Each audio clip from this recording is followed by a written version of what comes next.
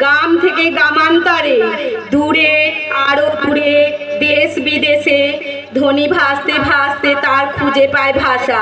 সেই ভাষায় অতিথি বরণ করিবারে লাগে বলে ওঠে, ওগো গৃহবাসী, দ্বার খোলো, দ্বার খোলো।